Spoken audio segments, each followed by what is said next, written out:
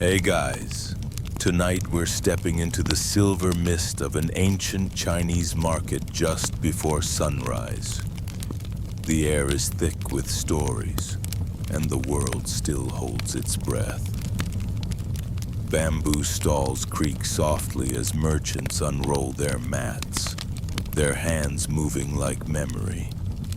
The scent, rich and strange, wraps around you.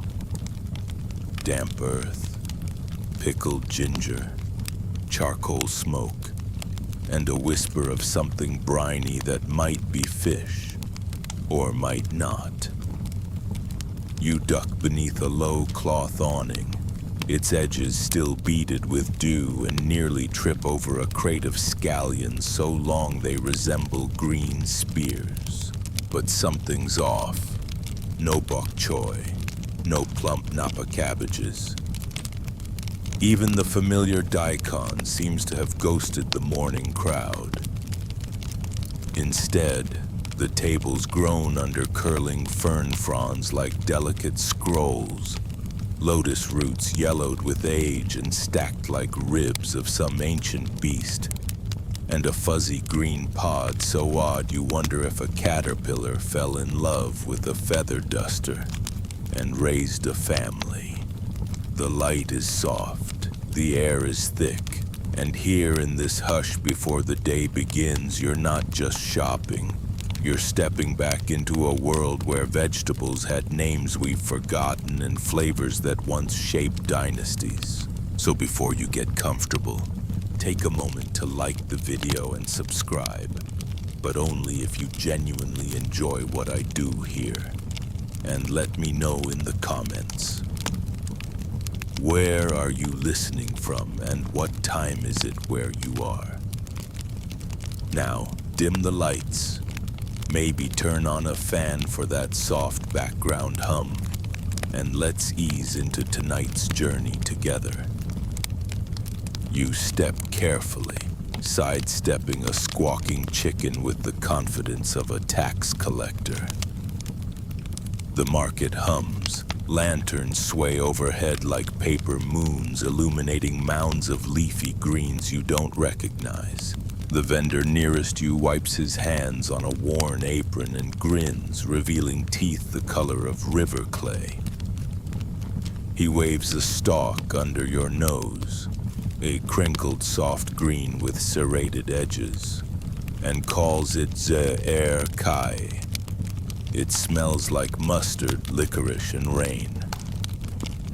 Historians still argue whether this was the same plant later called xian kai, used in Han Dynasty stews, or if zi kai was its own tragic little species that disappeared under rice paddies sometime around the Tang. You won't find it in any modern grocery store. Not even in the suspicious aisle with preserved duck tongues and jarred scorpions. This was a vegetable that survived by being eaten and forgotten. You chew a piece and it's surprising. A sharp hit at first, like biting into a raw radish with a grudge. Then a mellow green aftertaste that reminds you of spinach's cooler cousin. The vendor gives you a thumbs up and tosses in a scoop of something even stranger. Pinkish bulbs the size of quail eggs, veined like tiny brains. River garlic, he says proudly, though it smells more like lilies and old coins.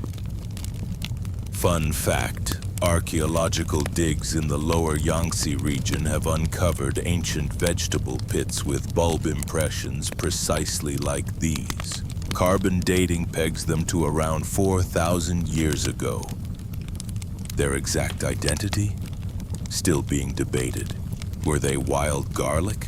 Or an entirely separate species now extinct that ancient texts confusingly called white thunder root? There's your bedtime mystery. You wander on, sampling pickled lily buds from a bowl the size of your torso. A woman slices something fluorescent pale, offering it on a flat leaf. You bite. It squeaks. The texture is somewhere between celery and violin string. The flavor? Neutral, with an aftershock of sweetness that arrives half a second too late, like a joke you're not sure you were supposed to laugh at. That, you're told, is Yuan's son, a once famous aquatic stem beloved by Song Dynasty poets and middle-aged ants with joint pain. The plant grows submerged in still ponds and used to be cultivated in wide clay troughs near monasteries. Now it's mostly gone. Modern equivalents exist, but they lack the bendy resilience of the original. Ancient herbal texts praise it for cooling the blood and quelling excessive desire, which makes you wonder what monks were really up to in those temples. A low bell rings out in the market. Someone's brought their ox cart through, laden with root vegetables you can't name and definitely can't identify without a PhD and a microscope. A child offers you a crisp slice of something amber and translucent. You nod, chew, and smile politely, even though it tastes like pickled turnip marinated in regret. Around you, the chatter softens. The vendors arrange their greens with reverence, leaves fanned like scrolls, roots scrubbed and aligned like soldiers. You start to realize this isn't just shopping. This is ritual. These vegetables, some extinct, some renamed, some living awkward half-lives in remote provinces, once had stories. They cured things, they symbolized things. They fed dynasties, then disappeared under the boots of conquest and the spades of rice farmers. You turn back one last time to the stall where it all began. The vendor is gone. In his place, a single woven basket still full of kai. A note lies atop it, handwritten in ancient seal script you somehow understand. Eat quickly. This green forgets itself by morning. You wake, or maybe you don't. You're still in the market, still walking, still chewing something with too many syllables in its name. The mist is thinning now. And as the first sunbeams spear through the paper canopy overhead, you step into a quieter corner where the air smells less of fish and more of memory. There, bundled in damp cloth and displayed like a poet's last hope, lie the greens that time forgot. Kai is what the woman calls them. She's elderly in the way ancient mountains are, steady, cracked, and faintly judging. She slices a stalk, offers it to you, and watches your face with the patience of someone who's seen emperors crowned and outhouses built in the same field. The kai is tender. It breaks between your teeth with a sigh, tasting like cucumber left in a bamboo steamer. Fresh, faintly nutty, and tinged with something herbal you can't place. She nods approvingly. That, she says, is the vegetable of forgetting. No one remembers it anymore. You wouldn't either, except it's good, really good. If celery had gone to finishing school in Suzhou, it would still envy this. Ancient agricultural records describe this vegetable as one of the staples of the Han peasant table, often stewed with wild onions and fish bones. It was so commonplace, so unremarkable, that no one thought to save the seeds when rice cultivation intensified and wet paddies drowned the fields. Historians still argue whether Kai was a cultivar of shepherd's purse, or perhaps a type of marsh celery unique to lowland basins.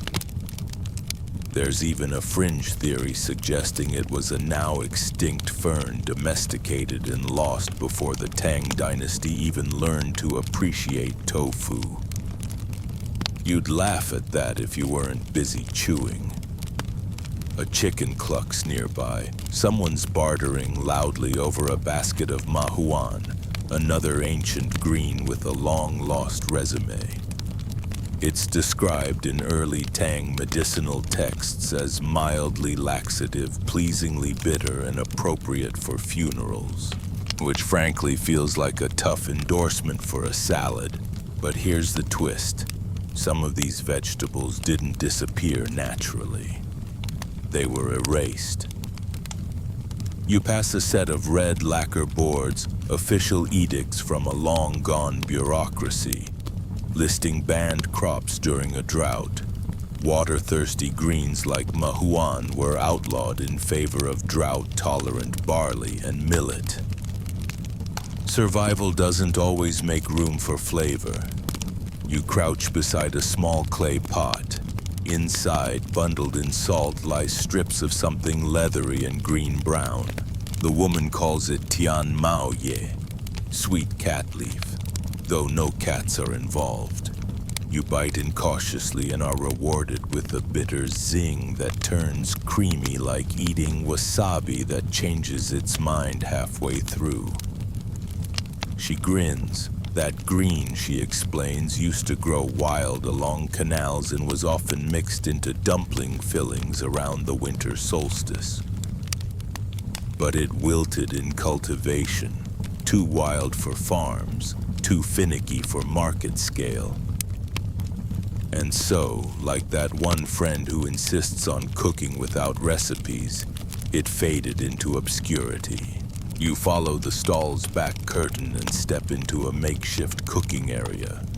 There's a clay stove, a bundle of firewood, and an iron pot already bubbling with something that smells like umami and forgotten lore.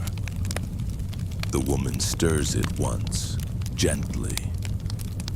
Floating inside, zhu kai, a few strands of dried gourd, and what looks suspiciously like peeled magnolia buds. She hands you a bowl. You sip. It tastes like earth, like wood smoke, like the memory of a green your ancestors might have once grown behind the house. Not because it was special, but because it was there. That's the quiet tragedy of lost vegetables. They didn't get dramatic exits. No Viking funeral pyres, no last songs. They just stopped being planted, fell out of recipes, got renamed into oblivion or lumped into miscellaneous greens on tax records, and eventually even the grandmothers forgot them. But tonight, you haven't. Not yet. You hold that bowl, steam rising into your sleepy eyes, and feel the warmth of something unremarkable. Resurrected. You rise from the stall's smoky warmth, bowl empty, belly content. The market is stirring into its midday rhythm now. More shouting, more bartering, more sneezing from questionable spice piles.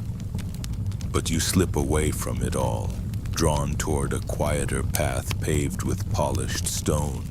It leads uphill, past sandstone walls etched with characters faded by time, and opens into a garden. Not just any garden. This is the imperial one, private, walled, and tucked behind the palace of Chang'an. You really shouldn't be here, but the guard at the gate is napping with a cabbage leaf over his face. So you glide in like a breeze with good intentions. Inside the garden is orderly, almost aggressively so. Straight rows, shallow beds, pebbled walkways curved like calligraphy. You half expect each plant to have a name tag and a court appointment. These vegetables are not for ordinary mouths. These were grown for emperors, selected, bred, and pampered until their flavors bowed to royal palates. A eunuch glides by with a tray of steaming broth and pauses to lecture you about guiyu, a type of ornamental yam once cultivated solely for the imperial household. You peer into one of the raised beds. Inside, nestled in perfectly combed soil, grows a leafy green with edges that shimmer faintly like the surface of a soap bubble. You blink. It still shimmers. Maybe it's the light. Maybe it's the powdered pearl fertilizer the eunuch mentions. Used sparingly, harvested from river mussels and believed to lend a spiritual glow to vegetables consumed during moon rituals. Historians still argue whether this luminous vegetable was a poetic metaphor or an actual plant. Perhaps one with fine hair-like structures that caught dew just so. The records are frustratingly vague. Tang Dynasty poets were more interested in rhyme than taxonomy. You move deeper into the garden. A servant is trimming vines with golden shears, murmuring to them as if coaxing secrets. He gestures for you to smell a bunch of leaves. They're slender, silvery green, and smell like pine needles had a love affair with lemongrass. Imperial Qingxiang, he whispers, banned from markets, reserved for court dumplings. There's no modern equivalent. Some say Qingxiang was a variety of Vietnamese coriander. Others argue it was a wild mugwort, bred to suppress bitterness. A few scholars, clearly fueled by late-night tea, claim it was a now-lost hybrid of celery and anise. There's even one hilariously stubborn botanist who believes it was a species of mint so fragile it wept when touched. Whatever it was, it's gone now, except here in your imagination on this impossible garden stroll. You pause at a central pavilion where scholars once gathered to sip broth and compose haiku about vegetables. A faded silk scroll hangs nearby, painted with vegetables so precisely rendered you could swear they're fresh. One depicts a coiled shoot with petals. Another shows a knobby, gnarled root with human-like toes. You're not sure if that was an artistic flourish or just a very weird potato. Then comes the pièce de résistance, a square patch of black earth surrounded by jade tiles. In the center grows a single plant under a canopy of gold mesh. The eunuch returns and tells you this is Yujin Kai, a legendary green once thought to cure melancholy, halt nightmares, and induce beautiful dreams. He says the plant only grows under specific conditions. Moonlight during equinox, soil soaked in fermented plum wine, and a nearby cricket singing in the correct pitch. That last part sounds iffy, but you're too enchanted to argue. Some believe Yujin Kai was real. Others call it a metaphor for what emperors wished their food could be. Flawless, rare, and above peasant reach. The truth? Probably somewhere in between. Maybe it existed. Maybe it didn't. But someone tried to grow it once. You lean in, breathing in its subtle scent. A blend of moss, citrus peel, and sleep. You think, this is the vegetable you'd plant in dreams, not for sustenance, not for show. Just to remember that once, someone believed a vegetable could carry moonlight, you leave the imperial garden slowly like someone backing out of a dream they're not quite ready to forget. The city hums on beyond the palace walls, but you veer down a narrow alley that smells like sesame oil and memory.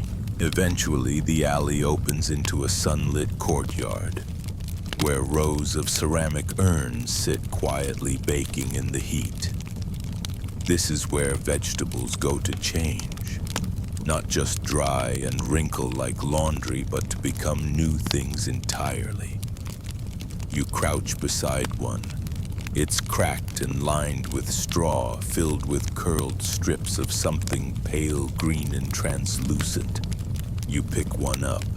It's stiff like parchment and smells like sour plum and dust. The old woman watching you nods. "Dried snake gourd," she says, "but not the kind you know." She's right. This isn't the snake gourd sold in markets today. This one is older, wider, shorter, and marbled with faint purple streaks. You nibble a corner and get salt, sun, and the ghost of bitterness. According to her, it used to be soaked in ash water, then boiled in orange peel brine, then hung under mulberry trees to absorb their scent. You wonder aloud who had the time for all this. She grins. The ones with patience, not rice. Drying wasn't just about preservation. It was transformation. And in ancient China, they didn't just dry what we'd call vegetables. They dried tubers, flower stems, even fruiting moss. Anything that could be sliced thin, salted, and sung to was fair game, especially if it promised warmth in winter or virtue in soup. You peek into another jar. It's labeled Bian Kai, which sounds boring enough. Side vegetable. But what's inside looks like fossilized linguine. It's rehydrated in vinegar for funerals, the woman tells you, and flavored with cinnamon bark. Historians still argue whether it was actually a type of edible fern or a dried stalk of aerki, a plant mentioned only in 4 surviving recipes, all of which disagree on how to cook it. Next, she pulls open a tightly sealed jar. Inside, something you weren't prepared for. Bright pink shreds floating in oil. They shimmer like candied worms and smell shockingly like cinnamon. Pickled morning glory shoots. She says, used to be common in river villages, banned for a while, came back, left again. That's the rhythm of ancient vegetables. They appear, vanish, resurface under new names, then vanish again, like actors playing different roles in dynasties that barely remember their scripts. You help her scoop pickled lotus root into a bamboo bowl. The root has been dyed deep red with fermented bean paste and dried hibiscus. One bite and it squeaks between your teeth, flooding your tongue with tang, heat, and a sudden floral note that makes you sneeze. She hands you a cloth without comment. Out in the sun, dozens of vegetables lie sprawled like napping lizards. Gourd skins stiffening, melon rinds curling, leaves pinned under clay weights to stop them from flying away.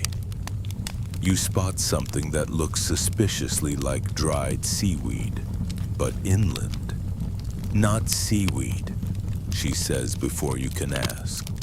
It's dihuan, a moss that grows on cave walls, dried and boiled for stomach aches. You blink. You've definitely never seen that on a menu. Then again, you probably haven't eaten cave wall on purpose before. She tells you stories as you help flip leaves and sort dried stems by color.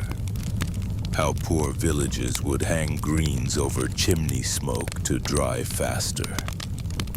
How imperial chefs would sneak forbidden mushrooms into drying racks because their emperor believed in crisp textures. and how children once collected wild radish pods to pickle in vinegar and chew like candy. The air is thick with scent and heat. You sit down beside the urns and breathe in deeply smoke, salt, sun, and sour things. You think, if forgetting is the natural state of time, then drying is resistance. These vegetables, crinkled, salted, pickled, reinvented, refused to vanish entirely. They changed, yes, but they waited quietly in jars and clay pots and under someone's grandmother's bed. And tonight, under the imaginary sun of this courtyard, you found them again. The sun's getting lower now, slanting gold across the walls as you wander past the drying courtyard and into a quieter stretch of town. There's a wharf up ahead. Wooden planks slick with moss, ropes coiled like sleeping snakes, and a gentle hush as the river does its slow, patient work. A barge is moored there, half loaded with clay jars, bunches of scallion tops tied with reed string, and burlap sacks stamped with characters long worn away. You step aboard, unnoticed, and find yourself surrounded by the smell of damp grain and crushed ginger. This is no luxury vessel, just a working barge hauling vegetables down the Yangtze. The crew, sun-wrinkled and unbothered, nods at you as one man ties a bunch of knobby roots with a practiced flick of his wrist. "Fu Ling," he says, holding them up. "Good for spleen, bad for singing." You take one, soft, pale, sponge-like, and sniff. It smells like mushrooms pretending to be wood. Turns out, it's not quite a root and not quite a fungus, but a parasitic growth on pine tree roots used for soup and medicine. Still technically not a vegetable, but it's been eaten like one for over 2 millennia. Close enough. You lean over the side and watch the current carry the boat forward. Towns pass, some bustling, some asleep. And every so often a smaller skiff rows up to trade. Bundles of unfamiliar greens, dried husks of seed pods, long roots bundled in river reeds. One barge hauls sanchi, a plant known today mostly for its healing properties, but historically sliced thin and stir-fried with garlic shoots during wartime when meat was scarce.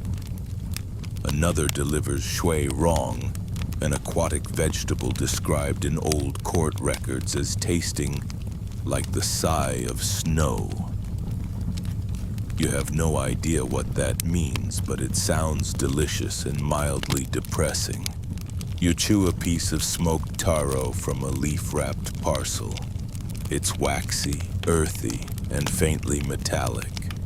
The cook says it's from a highland region and only harvested during fog. Too soft for rich men, he says, which you decide is either a compliment or a warning. Historians still argue whether taro came to central China through northern routes or via early sea trade. Some say it's native. Some insist it's imported from Southeast Asia, having drifted up with sailors and hungry monks. The archaeological evidence is muddier than the taro fields. As you sit beside a row of woven baskets, each labeled with brush-stroked characters, you notice one with an open top. Inside are tubers the size of your fist, shaped like sleeping animals. Their skin is mottled with brown rings, and one has sprouted a tiny green curl.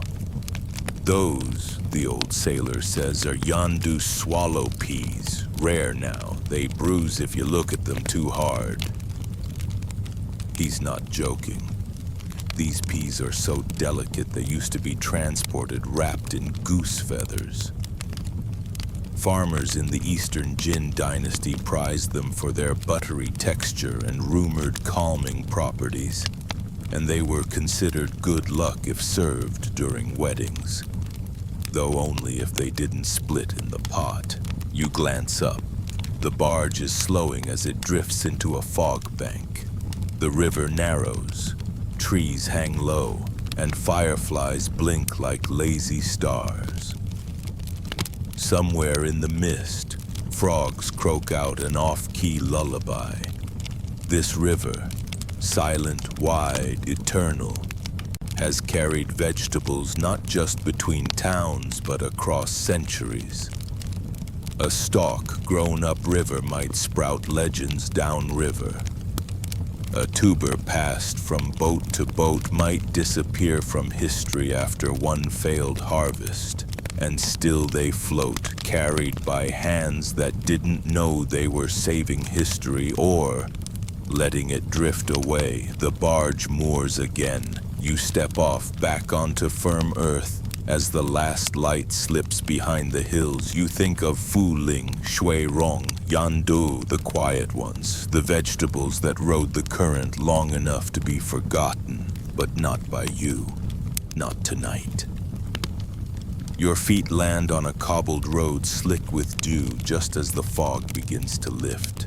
The river and its sleepy barges fade behind you, replaced now by neat rows of tiled rooftops and a faint rhythm of temple bells. You follow the sound past a crumbling stone archway until you reach a modest wooden building with a curved sign that reads, "Simply Farming Wisdom, compiled and illustrated." Inside it's quiet, library quiet. Dust motes spin in golden shafts of light. Wooden shelves creak under the weight of bamboo scrolls and stitched leaf books. And in the center, hunched like a crane guarding a nest, sits an old scholar copying lines onto parchment with a brush so thin it could have been plucked from a sparrow. You lean over his shoulder, discreetly, and catch a glimpse. Diagrams of vegetable beds, notes about watering, sun exposure, fertilizer schedules involving duck droppings, rice husks, and something ominously called moon soot. It's a Song Dynasty farming manual, one of thousands that once spread across the countryside, an agricultural renaissance in ink. These weren't mere field notes. They were systems, and they cared deeply about vegetables most modern farmers have never even heard of. Take Hu Kai, for example. It appears in 5 manuals from the 11th century, always with reverent tone and frustrating vagueness. Best sown after peach blossoms fall, one manual advises. Will bend toward the east when ready. What does it taste like?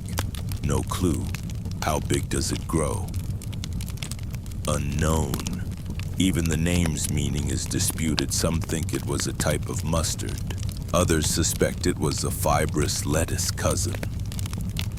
Still others whisper it was simply a poetic term for wild weeds harvested in desperation. You trace a hand-drawn sketch of something labeled Chuan Suan, mountain garlic. Long and ropey, it twists like a snake doing Tai Chi. Today there are varieties of garlic with similar shapes grown in the mountains of Yunnan, but they're spicier, heartier, less delicate, the kind described here. Melts when steamed, one line reads. Fragrance seeps into rice 2 bowls away. That's vivid. A few scrolls later, you encounter Feng Mu Ye, wind eye leaf. No one knows what that means. The character for eye might have originally been spot, hole, or sun, depending on the calligrapher's mood.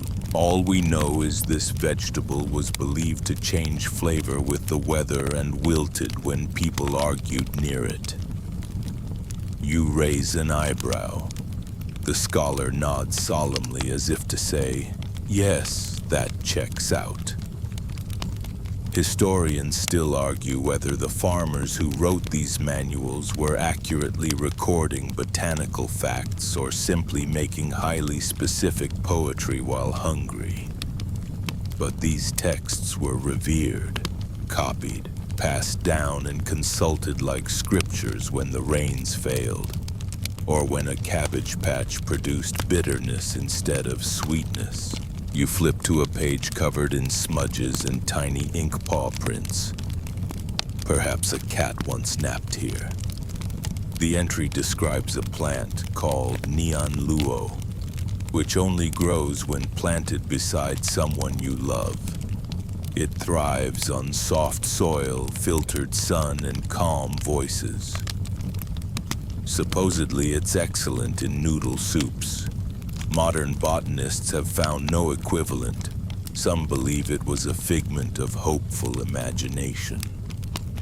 Others say it was real and just impossible to grow commercially because, well, love is hard to scale.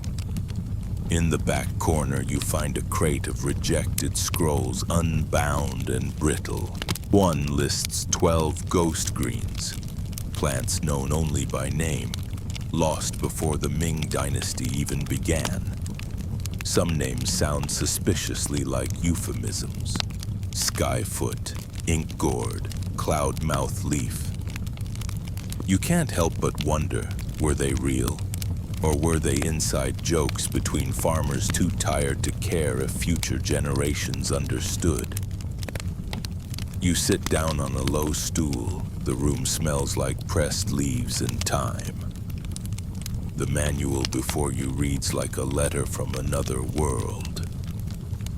One where vegetables had moods, quirks, and complicated relationships with wind and water.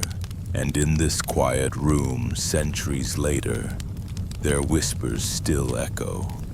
You leave the manual library behind with your mind full of wilting metaphors and mysteriously moody vegetables. The road turns rugged now, sloping gently into wooded hills.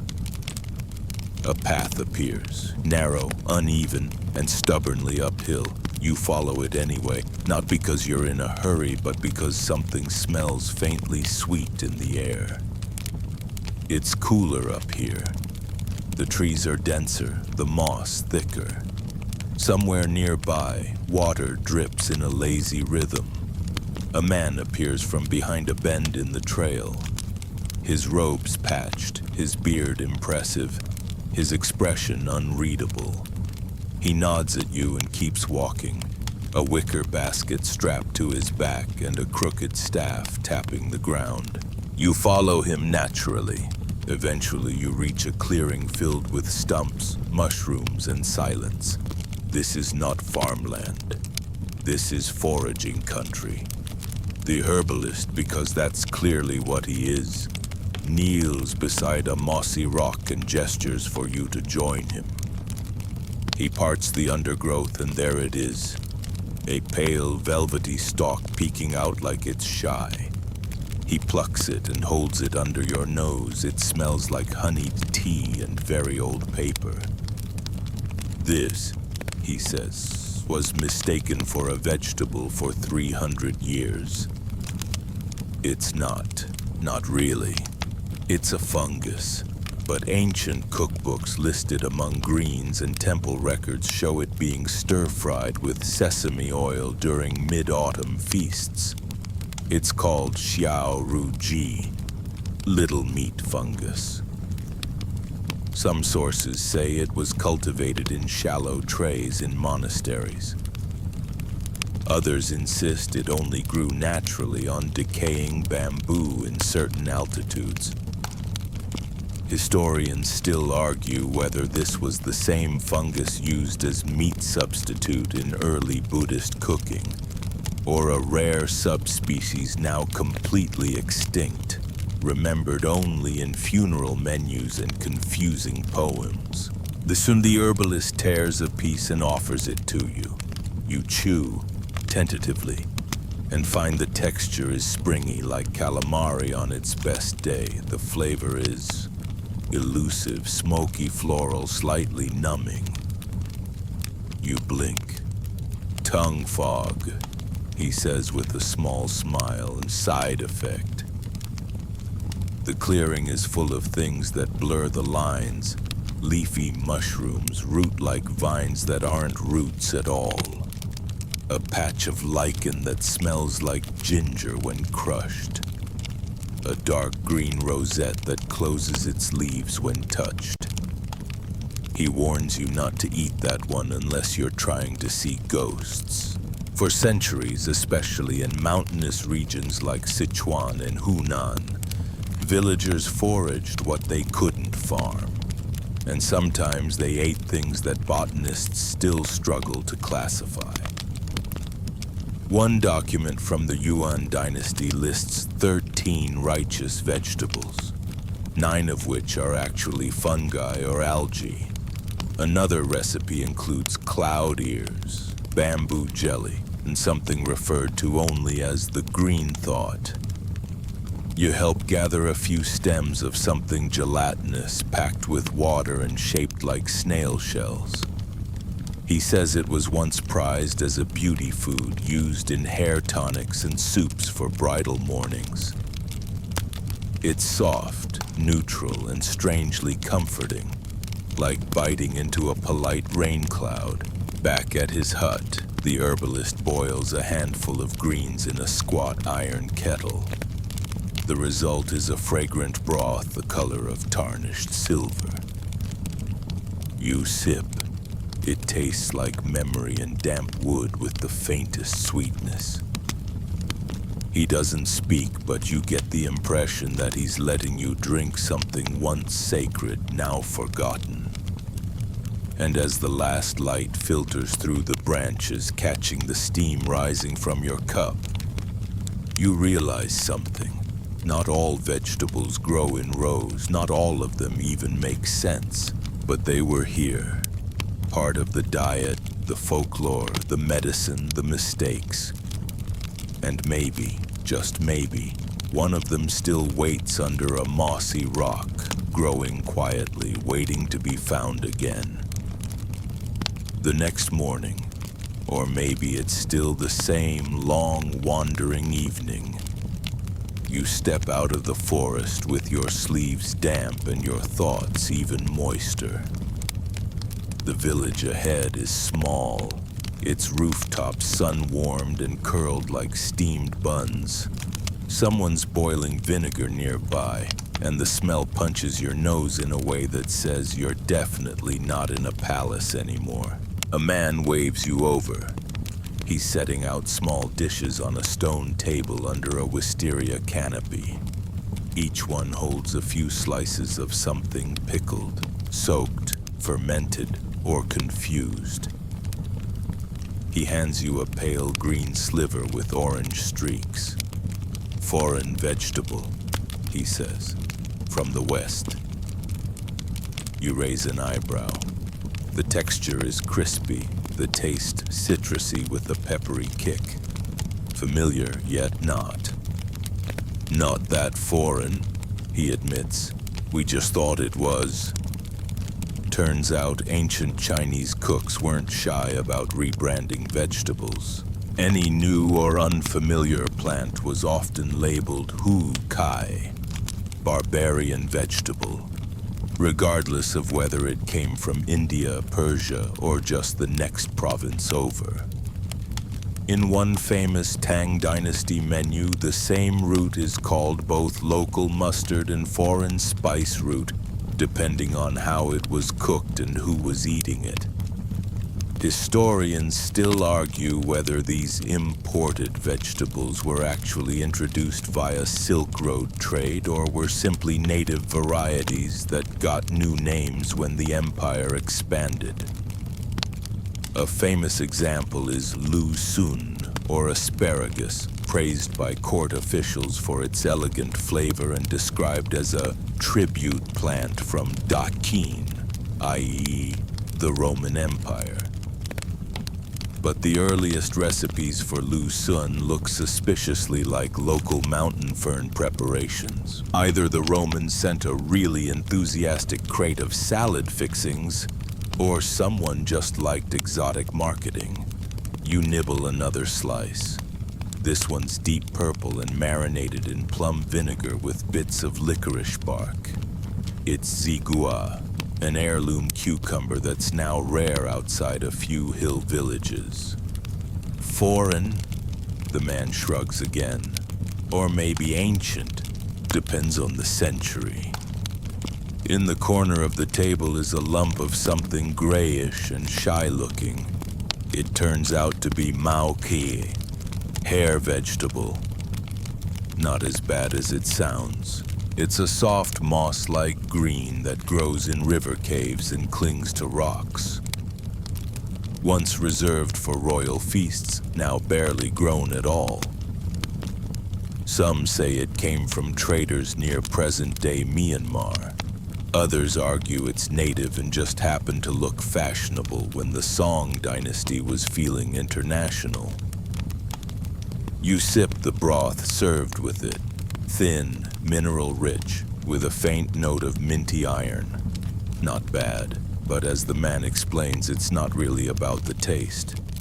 Foreign vegetables, he says, made people feel worldly, important, like they were eating the future. And yet half the time the foreign dish was just an old vegetable cooked with new vinegar. A remix, not an import.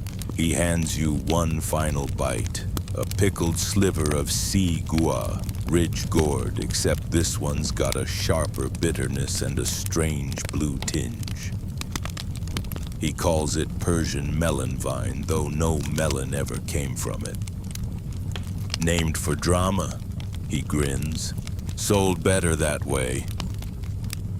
You laugh, but he's not wrong.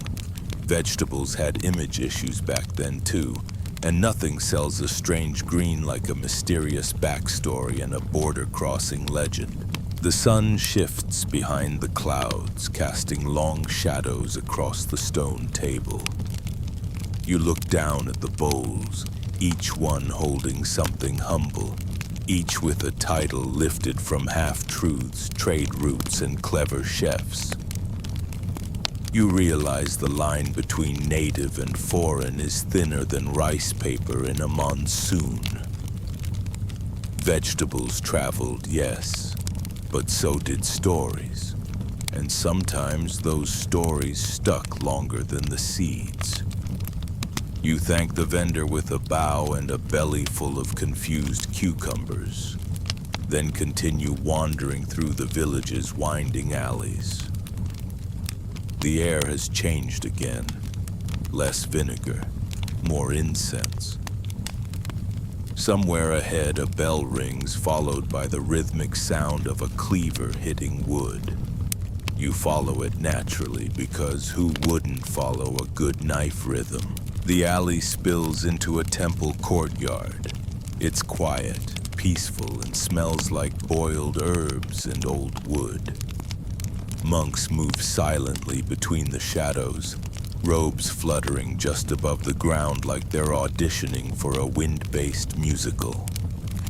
You tiptoe inside a modest kitchen hall where the cleaver turns out to belong to a surprisingly grumpy-looking monk dicing white radish with the precision of a poet who just got dumped.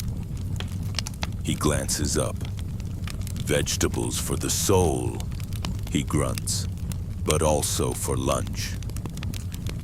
The fire under the cauldron is gentle. The broth inside is not. It bubbles like it's harboring secrets. He drops in bundles of greens tied with reed string, some familiar, some not. A monk behind him grinds something in a stone bowl and mutters about the balance of heat and cold.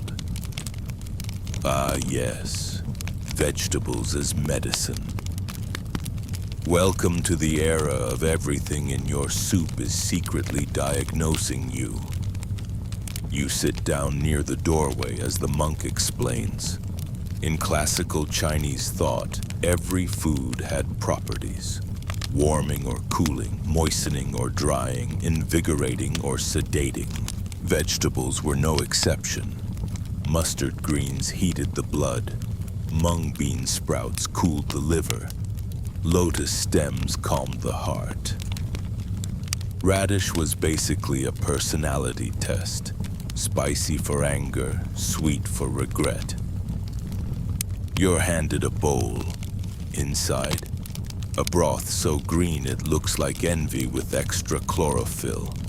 The taste is complex, bitter, fragrant, oddly minty. You sip politely. The monk watches you, nods, then plunks a new root into the pot. For spleen anxiety, he mutters.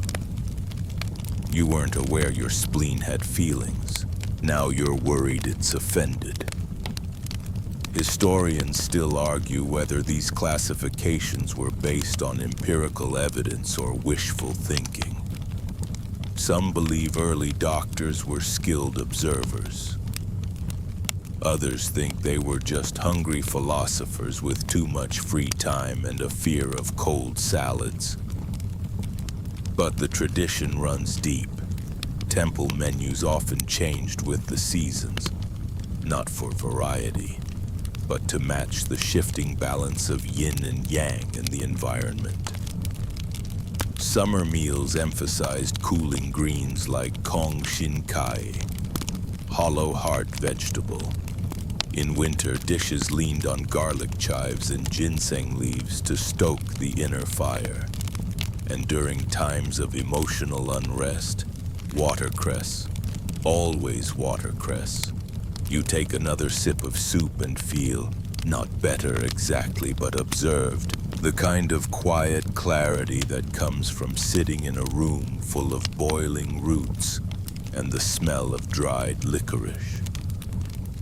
In one corner of the kitchen, scrolls hang with notes written in both poetry and prescription. Boil bitter melon with 3 regrets and 1 laugh. Serve on cloudy days. Avoid sour greens on days of ancestral grief. Chrysanthemum root calms fathers.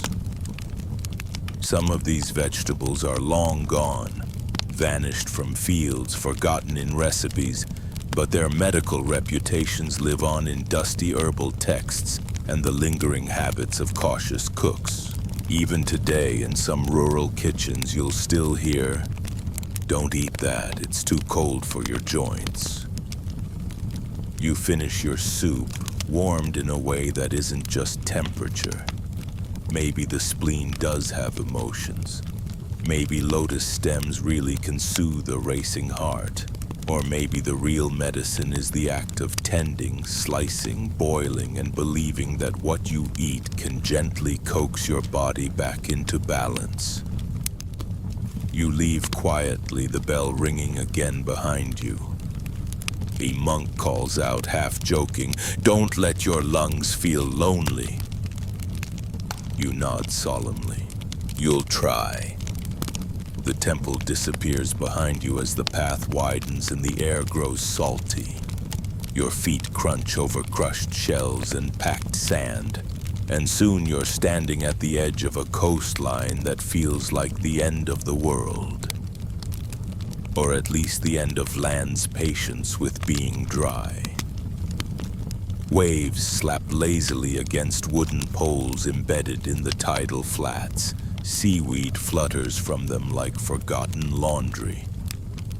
A narrow footpath winds through salt ponds flanked by squat stone houses with tiled roofs and laundry lines hung with both clothes and, more intriguingly, leafy greens. You walk toward one of the houses where a fisherman is gutting a very unimpressed-looking fish while his wife lays out sheets of greens on wicker trays. The vegetables look like ribbons of jade and ink, curled from drying and crackling softly in the sea breeze. "Shui kai," she says without looking up. Water vegetables, you won't find these inland. She's right.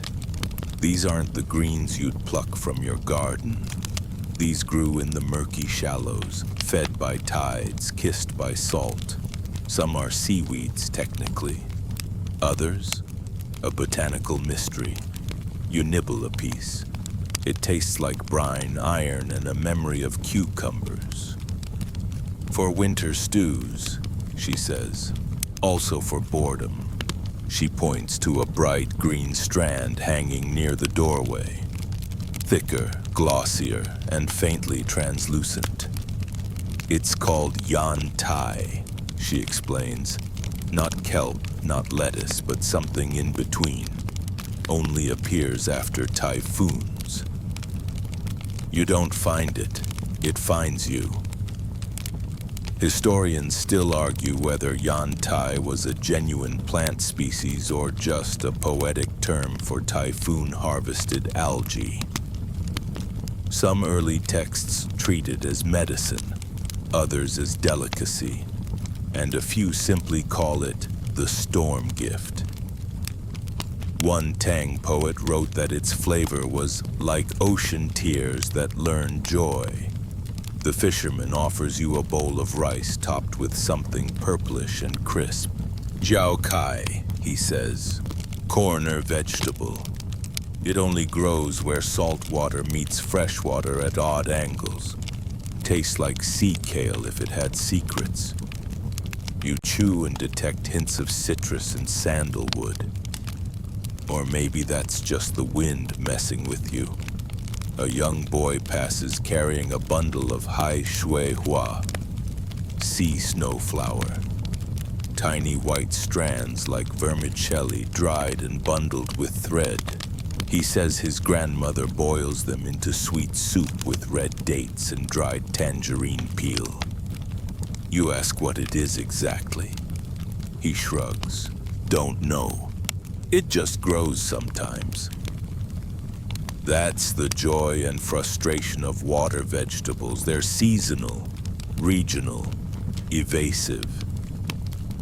One year, they're everywhere. The next, gone.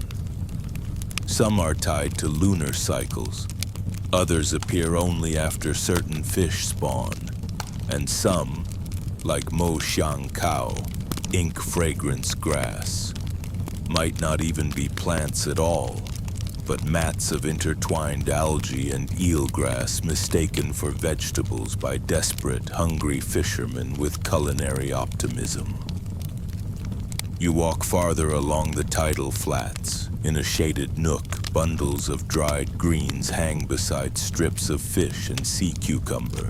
An old woman sips tea and tells you stories. How salt farmers used to grow luoboye, salt-loving radish greens in the narrow soil strips between ponds. How pickled shui rong leaves were once eaten by scholars to soften the voice.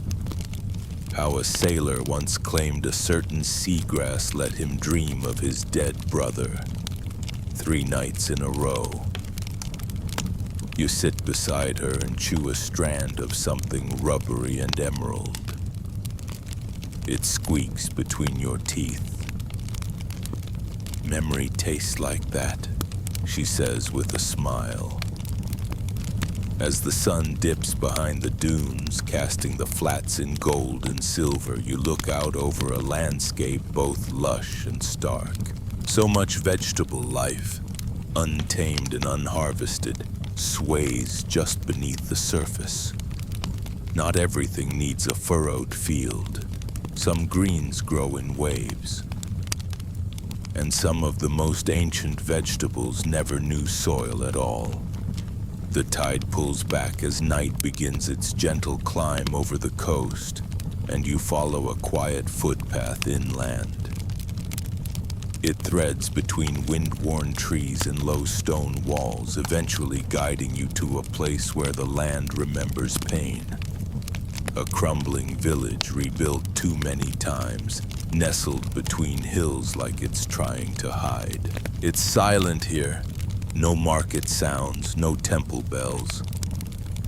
Just the occasional bark of a tired dog and the shuffle of someone sweeping dirt with a broom made of old sorghum stalks. You sit on a low step outside a clay-walled home, and that's when an old man gestures to you. "Come eat," he says. What's left of the hard years." Inside his home, dinner is already simmering. The smell is simple: boiled greens, ash, and something slightly sour. He lifts the lid on a battered pot and reveals a thick stew. Rough chopped roots, crumpled leaves, and chunks of what looks like tree bark. Your expression must give you away because he smiles. "Famine food," he says, "the forgotten kind." He hands you a bowl and you eat. The texture is rough. The flavors are sharp, smoky, even bitter. But there's warmth in it, survival in it. He points to the pot. Kuye, bitter leaves from mountain fig trees, not meant for eating, but when the grain stores rot, you find new ways. During the Great North Famine of the late 19th century, and earlier during countless sieges, floods, and failed harvests, people across China turned to wild, unlovely plants. Bark was shaved, soaked, and boiled. Vines once ignored were rebranded as spring greens. Mosses were fried with lard. Anything with even a whisper of starch was called vegetable. Historians still argue which of these plants were actually nourishing and which were desperation in edible form. Some were surprisingly healthy. Others, let's just say a boiled shoe, might have been gentler on the intestines. He places something wrapped in reed leaves in front of you. You unwrap it to find a chewy gray dumpling filled with finely chopped yeju kai, wild bamboo leaves. Not the tender kind pandas fawn over, but the coarse, bitter type used only in famine. "We boiled it 8 times, he says. Still made the children cry." He chuckles. You chew.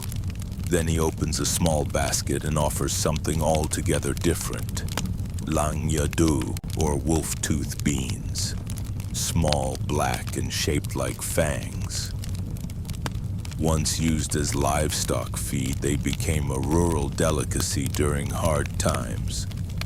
Soaked, ground, and fried into cakes, they have a dense, nutty flavor with an afterbite that could cut glass. He shows you a book, handwritten and crumbling, of family recipes and warnings.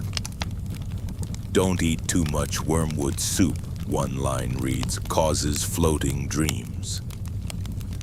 Another entry describes ma lian cow, a weed that, when overcooked, makes you see your mistakes. Some of these so-called vegetables became staples long after the crises ended. Shepherd's purse, once dismissed as animal feed, gained popularity as a dumpling filling. Wild amaranth, known for turning water pink, became a prized side dish. What was once desperation became tradition. You sip a final cup of thin broth, dark, smoky, with a hint of something floral. The old man doesn't say what's in it. You don't ask. The silence between you is heavy but not sad, just full. Outside, the village sleeps lightly, the way places do when they've survived things they don't talk about. You look at the stove, the bowl in your hands, the scattered leaves on the table. These vegetables weren't cultivated, they weren't celebrated, but they were remembered because people lived through them. And somewhere in the DNA of modern dishes, their bitterness still lingers. A whisper that says, "You made it. Don't forget what fed you when nothing else would." The next morning dawns quiet and golden, like the land itself is sighing in relief. You step back onto the road, weaving through fields now, where cabbages and turnips swell with pride under the sun. But even among these humble rows, you catch glimpses of something stranger. Small plots of herbs, bundles of greens laid out to dry, and an unmistakable smell of scallion oil in the air.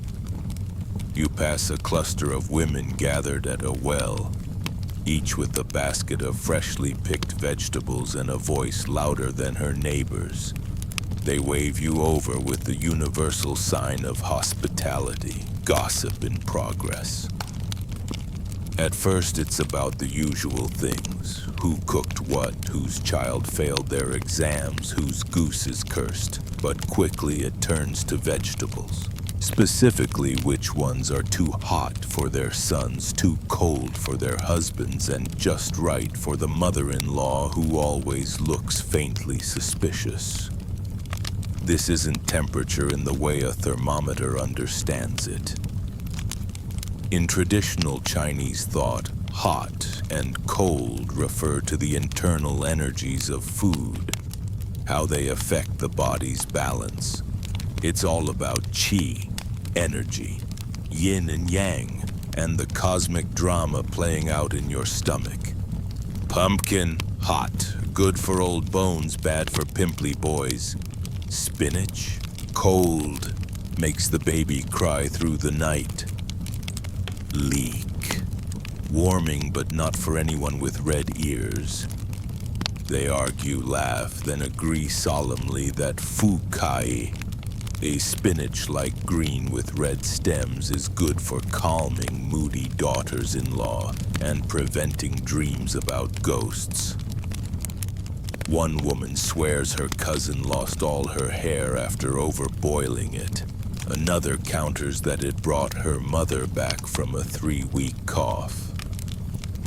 You sip your tea quietly and decide to eat fukai only under direct supervision.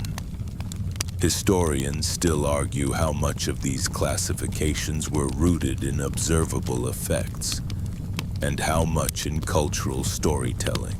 After all, in a society where medicine was expensive and emotions had to be carefully managed, food became both pharmacy and therapist.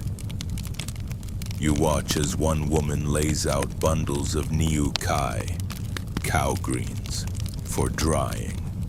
They're coarse, bitter, and rarely sold in markets, but cherished by grandmothers for stews said to stabilize the knees. Another holds up a bulb of yang yu bai, a root vegetable whose name means white sheep's comfort, and explains it's only cooked when the moon is waxing. Why? Because shrinking moons ruin flavor, she says, as if you should have known that since birth. One of them hands you a small wrapped leaf parcel. Inside is a sticky rice cake flavored with kao gen, a root said to clear anger and promote good digestion. You bite in. It tastes like hay soaked in honey and the faint sting of menthol. Strangely delicious. They invite you to help chop greens for the midday meal. As you work, you hear more snippets. Don't let your son eat taro on exam day. Makes the mind foggy. Always add ginger when cooking cold greens or the husband will dream of other women. If you mix kukai with garlic, your mother-in-law will stop asking questions. Each rule is half superstition, half lived truth. These women have cooked through births, weddings, funerals, and droughts. Their hands know more about balance than any textbook ever could. As you sit with them and share the meal, rice, pickled roots, stir-fried greens, and laughter that doesn't need translation, you realize something. Vegetables weren't just food, they were social scripts, household rituals, quiet negotiations between generations. Every leaf chopped had context. Every root boiled came with a warning or a blessing. And while some of those greens may be gone now, the roles they played linger in kitchens, in arguments over soup thickness, and in the inherited rhythm of women talking beside a well. You part ways with the Wellside Council of Culinary Wisdom, your head full of spicy cautionary tales and emotionally complicated radishes. The road now winds toward quieter territory. Low stone gardens, birdsong in slow motion, and a sleepy stillness broken only by the scratch of brush on paper. You're approaching a scholar's garden, not one of emperors or monks, but of the literati, the poet, the philosopher, the melancholic tea drinker who thinks too much about clouds. A white-haired man nods at you from a pavilion, then returns to his scrolls. Nearby, vegetables grow, not in rows, but in clusters, each one carefully framed like it's being painted in real time. Here, vegetables are characters in a play that no one's in a hurry to finish. You stroll between patches of eggplant, chrysanthemum greens, and climbing gourds. Each has a placard with its name, and beneath that a verse. One gourd is described as growing as crooked as ambition. A leafy green is labeled the old man's regret. A sprouting onion is simply titled Second Wife. You stifle a laugh. The old poet hears you. Vegetables, he says, are more honest than people. He beckons you to his writing table where a tattered journal lies open. On each page, sketches, diary entries, and poems written to, and sometimes by, vegetables. One passage details his grief over a failed crop of yucca, or oilseed rape. It died before blooming, he writes, like my first engagement. Another entry is a long metaphor comparing the growth of Tong Hao, garland chrysanthemum, to the burden of civil service exams. Historians still argue whether these journals were purely metaphorical, or if literati gardens were truly curated like living poetry. Some scholars insist the symbolism was the main purpose, that vegetables were props in moral performance. Others argue that the poet simply had a flair for dramatizing digestion. Either way, the garden reflects a deeply personal relationship with plants. These weren't just edibles, they were confidants, mirrors, and, in at least one case, romantic rivals. You flip to an entry titled, To the Bitter Melon Who Betrayed Me. It's surprisingly moving. In one corner of the garden grows zisu, or purple perilla, known for its medicinal properties and strong personality. The poet's notes claim it once cured him of a broken heart, then made him sick when he tried to recite poetry in the rain. It prefers sincerity, he scribbled in the margins. Next to that, a row of long jingkai, dragonwell green sus, sways in the wind. Their stalks are tall and thin like they're trying to become reeds. He's written a haiku, you left again, only your vegetables remain, smelling of tea and distance. You glance up, unsure if he's talking about a lover, a friend, or possibly a runaway cucumber. Either way, it works. He leads you to a small clay statue tucked under a trellis. It's of a radish holding a scroll. That's General Luobo, he says with a grin. Protector of winter harvests and bad metaphors. There's no sign of irony. You salute the radish anyway. Not far away, a single chiankai, a green with silvery leaves and a strong licorice scent, grows under a bell jar. No one grows it anymore, the poet says. It wilts when insulted, or maybe I'm just a bad gardener. Some records mention chiankai as a decorative vegetable, used in poetry contests and as offerings during poetry festivals. Others dismiss it as entirely mythical. You gently lift the jar. The plant shivers, you replace the lid. Before you go, the poet gives you a folded page, a drawing of a sprouting pea vine and a note.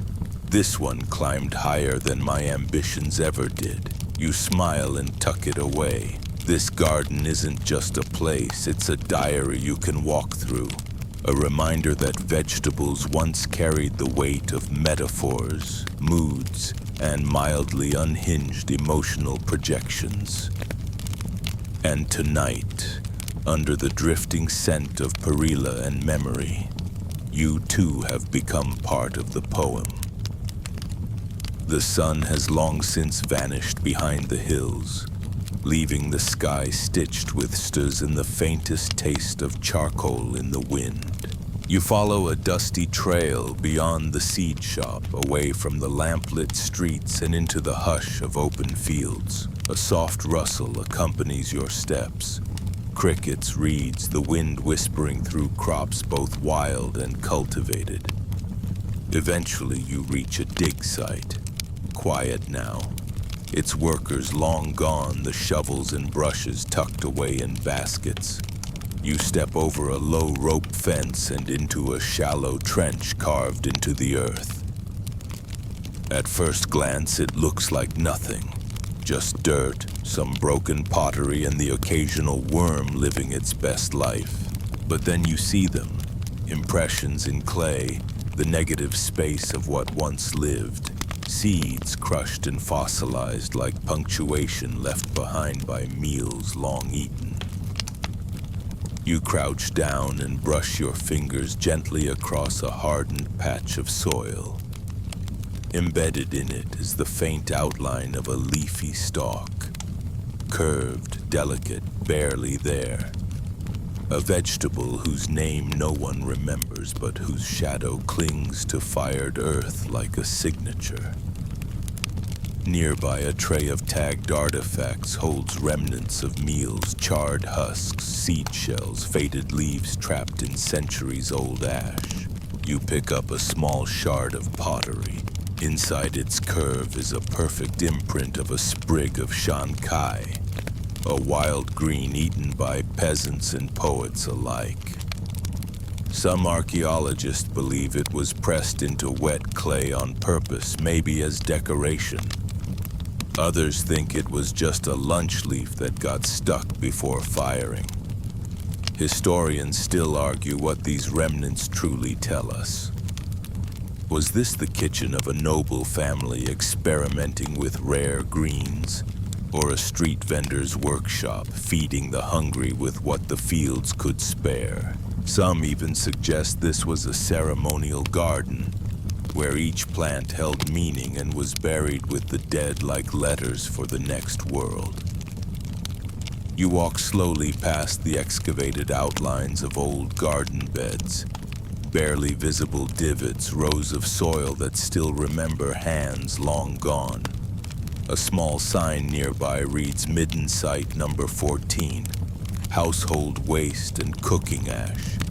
But to you, it looks like a love letter to lost vegetables. You spot a single sprout emerging from the disturbed soil. Tiny, brave, impossibly green. A weed, perhaps. Or maybe not. You crouch beside it, thinking of all the greens that once grew here. The jaerkai sold in markets, the glowing vegetables of the emperor's garden. The salted seaweeds and wild famine greens, the gendered leaves debated at the well, and the poetic gourds of the literati. All those plants, grown, eaten, forgotten, and somehow still here in fragments, in names, in soup stains on ancient scrolls. You sit in the dirt for a while longer, watching stars blink on overhead like lanterns set afloat.